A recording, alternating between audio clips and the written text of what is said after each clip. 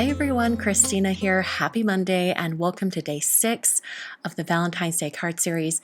Today I'm using this adorable stamp set called Milkshake from Mama Elephant. I thought these images were so cute and I'm going to be watercoloring them using the no-line watercoloring technique. Now for anyone who's new or have never seen this particular technique, that is when you stamp the images in a very light colored ink. In this case, I'm using Distress ink in the color Antique Linen. And then when you color it in, all of those lines seem to disappear because they are so light and they sort of are covered up by your coloring. It is a little bit of a more advanced technique, but it is so worth it in the end. It also can be very time consuming. In my case, it took me nearly 2 hours to paint this entire scene. So after I stamped the 3 ice cream sundaes, or milkshakes, I should say, I drew on a horizon line. This is going to differentiate between the ground that these treats are standing on and the wall behind it. And I thought it would be kind of fun to have the greeting for this card be on sort of a banner behind this milkshakes. So I'm going to stamp a greeting from the stamp set. It says, "For my sweetest friend." I'm going to stamp that and heat emboss it with white embossing powder. I'm using alabaster embossing powder from Burtis Monroe. And my plan is to have this sort of banner that the greeting is on be a dark enough color that this greeting in white will stand out. So I heat set that until it was smooth and melted. And then I decided to stamp one more little image, this little chickie over on the side. He's kind of dancing, he's real cute. Just put that right over there. I'm going to draw in the top of the banner and get kind of the shape of the banner. I thought I might have a really straightforward banner with just a V-shape ribbon end, but then I decided that it would be really neat to have sort of like a banner that has a little curve on it. So you'll see when I get to that point when I start painting. Here are all my Distress inks. For those of you wondering what that tray is that they're in, that is a storage tray from Stampin' Storage. I'll have it linked down below. So I'm going to go into all this painting. I've got quite a bit of painting, like I mentioned.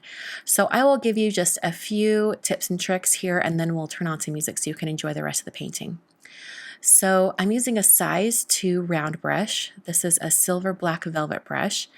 And when you're doing painting like this with smaller images and or these little tiny sections, every section counts, you want to use as fine a point as you can possibly get. So that's why I'm using a size 2. And in particular, these silver black velvet brushes have a very, very fine point. They're great for detailed work like this. And in some cases, you can get away with using an even larger brush because you're really going to be painting with just the tip of the brush. So I'm painting in all these different areas. I'm basically taking the full strength of that Distress ink color that I've smushed on a palette. So I've got these kind of pools of color on my palette. I pick it up with my brush, bring it to my project, add it right at the darkest areas, and then use a little bit more water on my brush to spread that color out. So this is a really time-consuming process, like I said, but so worth it. I like to put on a podcast or listen to a movie or something like that, something that is entertaining in the background while I work on this. After I had the little critters painted, I came back with a black fine-tipped marker. This is a Copic multi-liner, but you could use whatever since, we've already painted those areas. We're not going to be going over them again. They don't the pen doesn't have to be waterproof. So I put in the little chick's legs, and then I'm going to continue on with the rest of the painting. So I'm going to turn on a little bit of music. I just want you to notice as I paint that I start with a very dark color and then spread it out after it's been applied in the darkest areas. That's my process for this entire thing.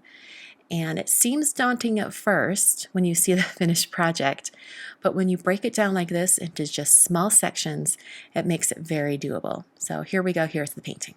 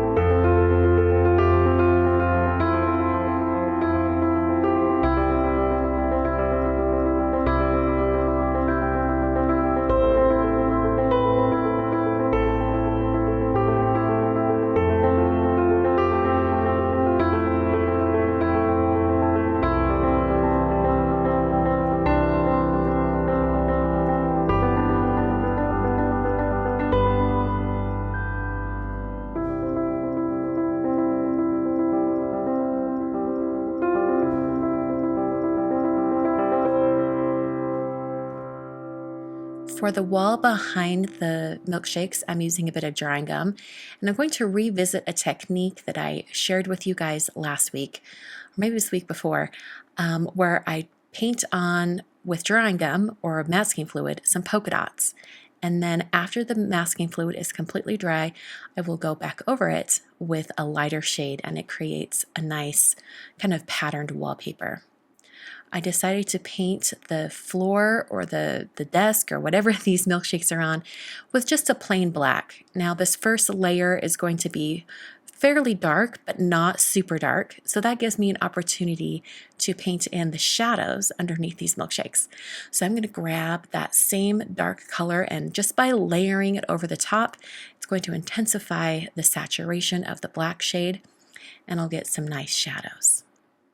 At this point, the drying gum is completely dry, so I came in with a light gray shade. I didn't want it to compete with the colorful nature of the milkshakes, so I thought having a very pale, sort of neutral shade would work really well with this. So I painted in all those sections, including the sections right by the horizon line. And then once all that was completely dry, I used a Xyron adhesive eraser to pull off all of that drying gum. Now you don't have to have this adhesive eraser to pull the drying gum off. You can actually use your fingertips and kind of roll this gummy texture off of the surface of your project.